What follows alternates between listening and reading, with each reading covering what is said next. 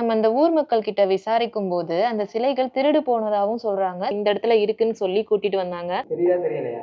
நல்லாவே தெரியுறாரு. இங்கிருந்து கொஞ்ச தூரம் நீங்க நடந்து போனீங்கன்னா ஹலோ டிராவலர்ஸ் நம்மளோட லாஸ்ட் வீடியோல முருகனோட அம்சமா பார்க்கப்படுற அம்மனை பத்தியும் அவங்களோட வரலாறை பத்தியும் வேண்டின வரத்தை வேண்டினபடியே நிறைவேற்றும் அதிசயத்தை பத்தியும் பார்த்திருந்தோம். அந்த வீடியோவை நீங்க இன்னும் பார்க்கலன்னா கண்டிப்பா போய் பார்த்துருங்க. அதோட தொடர்ச்சியா அந்த கோவிலுக்கு பக்கத்திலேயே இருக்க சிவன் கோவிலை பத்தி இந்த வீடியோல பார்க்கலாம். அந்த அம்மனோட அதிசயத்தை விட இந்த சிவனோட அதிசயம் இன்னும் பயங்கரமா இருக்கும். சோ வீடியோவை ஃபுல்லா பாருங்க. நம்ம தமிழ்நாடு மட்டும் இல்லாம இந்தியால இருக்க பல கோவில்களுக்கு நேரடியா போய் அந்த கோவிலோட வரலாறு என்ன, அந்த கோவிலுக்கு லோ பட்ஜெட்ல எப்படி போறது, அந்த கோவிலோட சிறப்பம்சங்கள் என்ன அப்படிங்கிறத நம்ம சொல்லிட்டு வரோம்.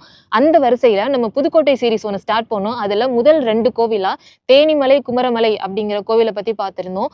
அடுத்த கோவிலா இப்ப நம்ம வந்திருக்க இடம் தான் நார்த்தாமலை. நார்த்தாமலைக்கு வர்ற பல பேரு அம்மனை மட்டுமே பார்த்துட்டு அப்படியே போயிடுறாங்க. இந்த சிவன் கோயிலை பத்தி பல பேருக்கு தெரியறது இல்ல. அதனால நார்த்தாமலைக்கு வர்ற உங்க ஃப்ரெண்ட்ஸ் அண்ட் ஃபேமிலிக்கு இந்த வீடியோவை ஷேர் பண்ணிருங்க. நாங்களுமே நார்த்தாமலை முத்துமாரி அம்மன் கோவிலுக்கு பல டைம் வந்திருக்கோம். ஆனா ஃபர்ஸ்ட் டைமா இந்த சிவன் கோவிலுக்கு இப்பதான் நாங்க வர்றோம். இந்த கோவில் எங்க லொகேட் ஆயிருக்குன்னு பாத்தீங்கன்னா நார்த்தாமலை முத்துமாரி அம்மன் கோவில்ல இருந்து ஜஸ்ட் 2 கிலோமீட்டர் டிஸ்டன்ஸ்ல தான் இருக்கு. இந்த கோவிலுக்கான வழியை எங்கேயுமே போட்டிருக்க மாட்டாங்க. சோ அந்த ஊர் மக்கள் கிட்ட கேட்டீங்கன்னா அவங்களே இந்த கோவிலுக்கான வழியை தெளிவா சொல்லிடுவாங்க. அடுத்ததா இந்த கோவிலோட வரலாறு என்னங்கிறத பாத்திரலாம். கிட்டத்தட்ட 1800 ஆண்டுகள் பழமை வாய்ந்ததுதான் இந்த கோவில். இது மேலமலைன்னு சொல்லக்கூடிய மலை மேலதான் அமைஞ்சிருக்கு. இங்க இருக்கக்கூடிய ஈசனை நாரத முனிவர் வழிபட்டதாகவும் சொல்றாங்க. அதே மாதிரி தஞ்சாவூர் பெரிய கோவில் கட்டுவதற்கான கோவில் மாதிரிய இங்கதான் ராஜராஜ சோழன் கட்டி பார்த்திருக்காரு. அத நீங்க இப்ப வந்தாலுமே பார்க்க முடியும். பார்க்கிறதுக்கு மாதிரி மாதிரிலாம் இருக்காதுங்க, அதுவே ரொம்ப பிரம்மாண்டமா இருக்கும். அது மட்டும் இல்லாம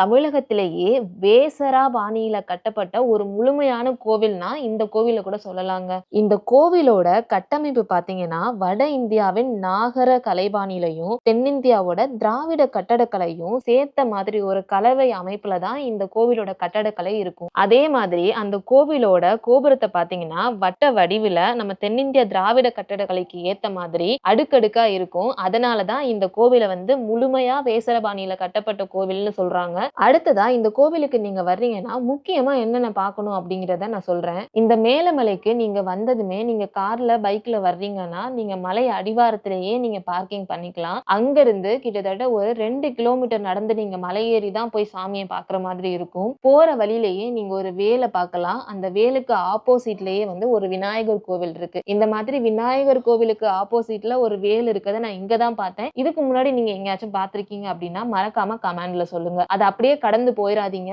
இதுக்கு பின்னாடிதான் ஒரு அதிசயமே இருக்கு. அது என்னன்னு காட்டுறேன், நீங்களே பாருங்க. இந்த விநாயகர் கோவிலுக்கு பின்புறமா பாத்தீங்கன்னா ஒரு சுனை இருக்கு. இந்த சுனையில தான் வருஷத்துல 364 நாட்கள் சுனை நீருக்குள்ளேயே இருந்து வருஷத்துல ஒரே ஒரு நாள் மட்டுமே பக்தர்களுக்கு காட்சி தரக்கூடிய ஈசன் அந்த சுனையோட 20 அடி ஆழத்துல இருக்காரு. ஃபர்ஸ்ட் டைம் வந்தனால எங்களுக்குமே அது தெரியல. நாங்க அதை கடந்து போயிட்டோம். அந்த வழியா வந்த சின்ன பசங்கள்ட்ட கேட்கும்போது அவங்க தான் இந்த இடத்துல இருக்குன்னு சொல்லி கூட்டிட்டு வந்தாங்க. அவங்க கிட்டயும் இந்த கோவிலோட வரலாறு பத்தி கேட்டோம். அவங்களுக்கு தெரிஞ்ச விஷயத்த ஷேர் பண்ணாங்க. எத்தனாவது படிக்கிறீங்க? 10th. இந்த நீங்க இந்த சிவனை நீங்க பாத்திருக்கீங்களா? பாத்திருக்கீங்க. எப்ப இந்த சிவனை மோட்டர் எடுத்து தண்ணி எடுத்து வெளியே விடுவாங்க? சிவன் ராத்திரி அன்னைக்கு. திருப்பி எத்தனை நாள் அந்த சிவனை நம்மளால பார்க்க முடியும்? 2 நாள். ஒரு வாரம் பார்க்க முடியும். ஒரு வாரம். அதுக்கப்புறம் தண்ணி உள்ள ஊருமா இல்ல மழை பெஞ்சுதான் தண்ணி வரும்? மழை பெஞ்சுதான் தண்ணி வரும். மழை பெஞ்சுதான் தண்ணி வரும். தண்ணி உள்ள ஊறுறதுக்கெல்லாம் வாய்ப்பு இல்லை. வருஷத்துல 364 நாள் தண்ணியிலேயே இருக்கிறதுனால இந்த ஈசனுக்கு ஜுரகரேஸ்வரர் அப்படிங்கிற பேரும் உண்டுங்க. இந்த கோவில் பாத்தீங்க அப்படின்னா 1200 வருஷம் பழமையான கோவில்னு சொல்றாங்க. ஆனா இங்க இருக்கிற சிவலிங்கம் 146 வருஷத்துக்கு முன்னாடிதான் இந்த இடத்துல ஒரு சிவலிங்கம் இருக்கு அப்படிங்கிறதையே கண்டுபிடிச்சிருக்காங்க. அதுக்கு ஆதாரமா எதை வச்சு கண்டுபிடிச்சிருக்காங்கன்னா இங்க இருக்கு பாத்தீங்களா இந்த கல்வெட்டு. இந்த கல்வெட்டை வச்சுதான் அவங்க கண்டுபிடிச்சிருக்காங்க இந்த இடத்துல ஒரு சிவலிங்கம் இருக்கு அப்படிங்கிறதையே. அது மட்டும் இல்லாம இந்த இடத்துல எங்க சிவலிங்கம் இருக்கு, நம்ம எந்த இடத்துல இருந்து பார்க்கணும் அப்படிங்கிறதுக்கும் ஒரு இது இருக்கு. இங்க வாங்க, அப்படியே கொஞ்சம் தள்ளி பாத்தீங்க அப்படின்னா இந்த இடத்துல ஒரு சூலாயுதம் இருக்கு. நல்லா பாத்தீங்கன்னா தெரியும், அழகான ஒரு சூலாயுதம் இருக்கு. அதுக்கு பக்கத்திலேயே ஒரு கோடாரி மாதிரி ஒரு சிம்பிள் போட்டிருக்காங்க. ஸோ இதுக்கு நேரா கீழே தான் சிவலிங்கம் இருக்கு. இப்ப ஃபுல்லா தண்ணியால மூழ்கி இருக்காரு. சிவராத்திரி அன்னைக்கு மட்டும்தான் அவர் வந்து நம்மளால பார்க்க முடியும். மகா சிவராத்திரிக்கு 2 நாள் முன்னாடியே ஊர் மக்கள் எல்லாரும் சேர்ந்து அந்த சுனையில இருக்க நீரை இறைச்சிட்டு மகா சிவராத்திரி அன்னைக்கே 4 கால பூஜை நடக்குங்க. அவ்வளோ விசேஷமா இருக்கும். இந்த மகா சிவராத்திரிக்கு உங்களுக்கு இந்த ஈசனை காட்டுறதுக்காகவே நாங்க அந்த கோவிலுக்கு போயிருந்தோம். நாங்க காட்டுறோம் பாருங்க. சுனை நீர் இறைச்சதுக்கு அப்புறமா இப்படிதான் இருப்பாரு நம்ம ஈசன். பார்க்கறதுக்கே ரொம்ப மனநிறைவா இருந்தது. நான் முதல் தடவையா இந்த கோவிலுக்கு வரும்போது ஒரு வேண்டுதல் வச்சுட்டு தான் போனேன். அடுத்த சிவராத்திரிக்கு வரும்போதே என்னோட வேண்டுதல் வந்து நிறைவேறிடுச்சு. இதே மாதிரி நீங்க நினைச்ச எல்லா காரியமுமே இந்த சிவனை பார்த்து சரியாகணும் அப்படிங்கிறத நான் மனசார இந்த சிவன் கிட்ட வேண்டிக்கிறேன். உங்களுக்கும் நம்மளோட வீடியோ மூலமா இந்த ஈசனை பார்த்ததுல மனநிறைவு கிடைச்சிருந்துச்சுன்னா மறக்காம நம்ம சேனலை சப்ஸ்கிரைப் பண்ணிட்டு இந்த வீடியோக்கு ஒரு லைக்கை போட்டுட்டு சிவ பக்தர்கள் உங்களுக்கு தெரிஞ்சவங்க இருந்தாங்கன்னா மறக்காம இந்த வீடியோவை அவங்களுக்கு ஷேர் பண்ணிருங்க. ஈசனை மனசார வேண்டிட்டு அங்கிருந்து ஒரு 1/2 கிலோமீட்டர் மலையேறி போனீங்கன்னா அடுத்ததா ஒரு அதிசயத்தை நீங்க பாப்பீங்க. அதுதான் விஜயலாய சோழீஸ்வரர் கோவில். பாக்குறதுக்கே அவ்வளோ பிரம்மாண்டமா இருந்துச்சு. வெறும் கருங்கற்களை வச்சே முழுக்க கோவிலை கட்டியிருந்தாங்க. 1 2 அதிசயம் சொல்லிட்டே போலாம். இந்த மலையில இருந்து கீழே பார்க்கும்போது ஈசனுக்கு கீழே தான் இந்த பூலோகமே அப்படிங்கிற மாதிரி எனக்கு தோணுச்சு. முழுக்க இந்த கோவில் வேசராபாணியில கட்டப்பட்டனால ரொம்பவே பார்க்கறதுக்கு வித்தியாசமாவும் அழகாவும் இருந்தது. இந்த கோவிலுக்குள்ள நுழைஞ்சதுமே நந்தியை நீங்க பார்க்க முடியும். தஞ்சை பெரிய கோவில்ல இருக்க மாதிரியான அதே வடிவத்துல ஒரு அழகான நந்தி இருப்பாரு. அதுக்கப்புறமா துவாரபாலகர்கள் அவங்கள கடந்துதான் நம்ம ஈசனை வழிபடுற மாதிரி இருக்கும். நாங்க போன சமயத்துல நட சாத்தியிருந்தனால எங்களால ஈசனை பக்கத்துல பார்த்து வழிபட முடியல. இந்த கோவில் வேசராபாணியில கட்டப்பட்டிருக்கிறதுனால கோவில் கருவறையில இருக்க சிவபெருமான நீங்க சுத்தி வர்றதுக்கான ஒரு வட்ட வடிவிலான அமைப்புமே இதுல இருக்கும். நீங்க கட்டாயமா வாய்ப்பு கிடைச்சா இந்த கோவிலுக்கு வாங்க. தமிழர்களோட கட்டிடக்கலைக்கு ஒரு சிறந்த எடுத்துக்காட்டா இந்த கோவில் இருக்கும். அது மட்டும் இல்லாம இங்க இருக்கக்கூடிய ஈசன் ஒரு இயற்கை சூழ்ந்த அமைப்புல ரொம்பவே அமைதியான இடத்துல இருக்கனால இந்த ஈசனை நீங்க பார்க்கும்போது உங்க மனசுக்கு ஒரு அமைதி கிடைக்கும், ஒரு பாசிட்டிவான எனர்ஜி கிடைக்கும். எனக்குமே இந்த கோவிலுக்கு வந்ததும் ஒரு புதுவிதமான அனுபவம் கிடைச்சது. அத நீங்களே பாருங்க. இப்ப நான் வந்து அந்த ஈசனை பார்த்துட்டு வந்தேன். பார்த்துட்டோன்னே என் மனசுல ஒண்ணு தோணுச்சு. இப்ப நீ வந்து பாரு, பார்த்துட்டு உன் மனசுல என்ன தோணுதோ அப்படியே சொல்லணும். சரியா? ஏமாவா? சிவன் எந்த சிவனை பாத்தீங்க? இது உள்ளார வந்து சுத்தியுமே சாமி இல்ல. ஆனா இந்த இடத்துல வந்து இது உள்ளார சாமி இருக்கு. அந்த ஈசனை டக்குன்னு பாரு. பார்த்துட்டு உனக்கு என்ன தோணுதோ அதை மட்டும் சொல்லணும். சரியா? ஓப்பனா சொல்லணும், லைவா சொல்லணும். அதாவது லைஃப்ல வந்து சத்தியமா சொல்றேங்க, வர வேண்டிய இடத்துல வந்து கண்டிப்பா இதுவும் டக்குன்னு நீ போய் பாரு.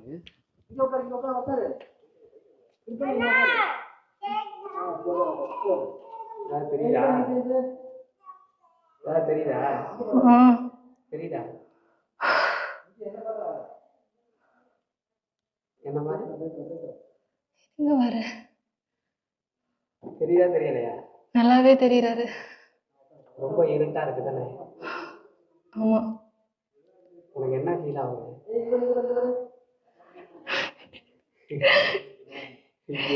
கண் எடுக்க மனசு வரல. எனக்கு என்ன தோணுச்சுன்னா, ஃபர்ஸ்ட் உள்ளக்க வந்து பார்க்கும்போது பிளாக்கா இருந்தது. எதுவுமே தெரியல. அங்க சிவலிங்கம் இருக்க மாதிரியே எனக்கு தெரியல. கொஞ்சம் நார்மலா போயிட்டு உத்து பார்க்கும்போது திடீர் வெளிச்சமா வந்தாரு. அது என்ன சொல்றது, எப்படி அது எனக்கு ஃபீல் ஆகுதுன்னா, ஆக்சுவலா நான் பேசுறது எக்கோ அடிக்குது.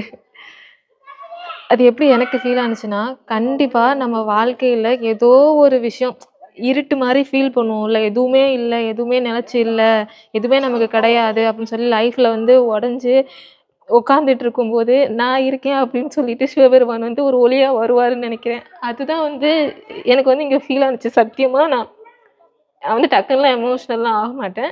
ஆனால் வந்து எனக்கு இந்த இடத்துல தோணுதுன்னா, சத்தியமாக நான் வந்து பார்க்கும்போது இந்த இடத்துல வந்து, ஏன்னா எல்லா இடத்துலையுமே எதுவுமே கிடையாது, இங்கேயுமே அப்படிதான் இருக்கும்னு நினச்சிட்டு தான் வந்தேன். வந்து பார்த்தேன், தெரியவே இல்லை. அதுக்கப்புறமா கொஞ்சம் உத்து நான் பார்க்கும்போது தான் எனக்கு சிவபெருமான் தெரிஞ்சாரு. திடீர் ஒளியா தெரிஞ்சாரு. ஸோ கண்டிப்பாக வந்து வாழ்க்கையில் எந்த சுச்சுவேஷன் நம்மளுக்கு பேடாக இருந்தாலும் நமக்கு வந்து ஒரு ஒளியா சிவபெருமான் வந்து நம்ம கூடவே இருப்பார். So be positive, be confident. அடுத்ததா இந்த கோவிலுக்கு ஆப்போசிட்ல பாத்தீங்கன்னா 2 குடைவரை கோவில் இருந்ததுங்க. முதல்ல உங்களோட ரைட் சைடு பாத்தீங்கன்னா ஒரு மிகப்பெரிய குடைவரை கோவில் இருக்கும். அதுக்கான படிகளை நீங்க ஏறும்போது உங்களோட லெஃப்ட் சைடு லைட்டா கீழே குனிஞ்சு பாத்தீங்கன்னா யாழி, யானை, சிங்கம் இது எல்லாத்தையுமே அழகா சிற்பங்களா ரொம்பவே நுணுக்கமா செஞ்சு வச்சிருப்பாங்க. அதுக்கு கீழே கொஞ்சம் பாத்தீங்கன்னா நிறைய கல்வெட்டுகள் இருக்கும். இந்த குடைவரை பாத்தீங்கன்னா முதல்ல சமணருக்குரியதா தான் இருந்திருக்கு. அதுக்கப்புறம் காலப்போக்குல இது ஒரு விஷ்ணு கோவிலா மாத்திருக்காங்க. நீங்க உள்ள போய் பாத்தீங்கன்னா ஒரு 12 சிலை ஆள் உயரத்துல விஷ்ணு சிலைகள் இருக்கும். அந்த எல்லா சிலைகளுமே பாக்குறதுக்கு ஒரே மாதிரி இருந்தாலும் சின்ன சின்ன வேறுபாடுகள் இருக்கும். அதை நுணுக்கமா பார்த்தாதான் தெரியும். இத பாத்தீங்கன்னா நம்ம இப்ப மோஷன் எஃபெக்ட்ஸ் சொல்றோம் பாத்தீங்களா, அந்த ஒரு மாடுலேஷன்ல இந்த சிலைகள் வந்து வடிவமைக்கப்பட்டதாகவும் சொல்றாங்க. அதுக்கப்புறமா உங்களோட லெஃப்ட் சைடு பாத்தீங்கன்னா ஒரு சின்ன குடைவரை கோவில் இருக்கு. அது சிவன் கோவில் தான். அங்க இருக்கக்கூடிய ஈஸ்வரனை பலியிலி ஈஸ்வரன் அப்படிங்கிற மாதிரியும் சொல்றாங்க. அதே மாதிரி இந்த கோவிலை சுத்தி நிறைய சன்னதிகள் இருக்கு. ஆனா அந்த சன்னதிகள்ல சிலவற்றில சிலைகளே இல்லாம இருக்கு. அத நம்ம இந்த ஊர் மக்கள் கிட்ட விசாரிக்கும் போது அந்த சிலைகள் திருடு போனதாகவும் சொல்றாங்க. சில சிலைகள் வந்து சேதமடைஞ்சதாகவும் சொல்றாங்க. மொத்தத்துல இந்த கோவிலை பத்தி சொல்லணும்னா இயற்கை சூழ்ந்த ஒரு அமைப்புல இருக்கிறதுனால கண்டிப்பா இங்க வந்தீங்கன்னா ஒரு அமைதியான ஒரு சூழலும் ஒரு பாசிட்டிவான எனர்ஜியும் உங்களுக்கு கண்டிப்பா கிடைக்குங்க. அது மட்டும் இல்லாம இங்கிருந்து கொஞ்ச தூரம் நீங்க நடந்து போனீங்கன்னா மலை தேனை நீங்க பார்க்கலாம். 1 2 இல்லைங்க, கிட்டத்தட்ட 20 30 தேன் கூடுகளை நாங்க பார்த்தோம். மலை தேனிகளை பார்த்தோம். அங்கிருந்து இன்னும் கொஞ்ச தூரம் நீங்க நடந்து போனீங்க அப்படின்னா அங்க ஒரு மசூதியுமே இருந்தது. அங்கேயுமே நீங்க போயிட்டு வாங்க.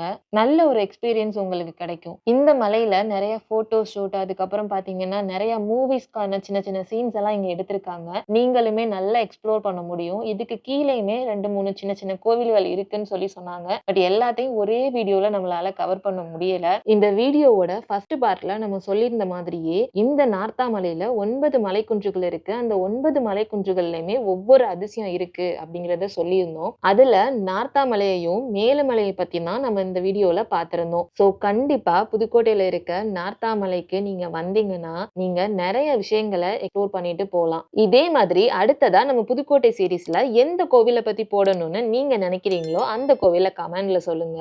கண்டிப்பா அந்த கோவிலை பத்தியும் நாங்க வீடியோ போடுறோம். சோ இந்த மாதிரியான கோவில்களை பத்தி தெரிஞ்சுக்கிறதுக்கு மறக்காம நம்ம சேனலை சப்ஸ்கிரைப் பண்ணிட்டு இந்த வீடியோக்கு ஒரு லைக் போட்டுட்டு உங்க ஃப்ரெண்ட்ஸ் அண்ட் ஃபேமிலிக்கு இந்த வீடியோவை ஷேர் பண்ணுங்க. பாய்.